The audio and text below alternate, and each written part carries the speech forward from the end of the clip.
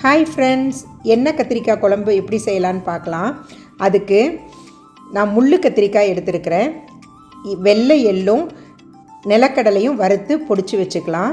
இப்போது தேவையான பொருட்கள்லாம் நான் ஒன்று ஒன்றா சொல்கிறேன். கடாயில் நல்லெண்ணெய் ஊற்றிக்கலாம். ஊற்றிட்டு கடுகு, சீரகம், மிளகு, வெந்தயம், சின்ன வெங்காயம், பூண்டு, கருவேப்பில்லை, கொஞ்சம் உப்பு போட்டு நல்லா வதக்கிட்டு தக்காளி ஒரு 3-4 தக்காளி போட்டு நல்லா எண்ணெய் பிரிஞ்சு வர மீடியம் ஃப்ளேமில் வச்சு நல்லா வதக்கி எடுத்துக்கலாம். அதுக்கப்புறம் மிளகாய்த்தூள் 2 டீஸ்பூன், மல்லித்தூள் 2 டீஸ்பூன் போட்டு அதையும் நல்ல கலர் மாறாமல் மீடியம் ஃப்ளேமில் எண்ணெய் பிரிஞ்சு வர அளவுக்கு வதக்கிட்டு நம்ம நல்லா நீல வாக்கில் கட் பண்ணி வச்சுருக்கிற கத்திரிக்காய் அதையும் போட்டு இந்த மசாலாவில் நல்லா மிக்ஸ் பண்ணி விட்டுறலாம். அடுப்பு சிம்லேயே இருக்கட்டும். அதுக்கப்புறம் கொஞ்சமாக தண்ணி ஊற்றிக்கலாம். மீடியம் ஃப்ளேமில் வச்சுட்டு எல்லாத்தையும் நல்லா மிக்ஸ் பண்ணி விட்டுக்கலாம்.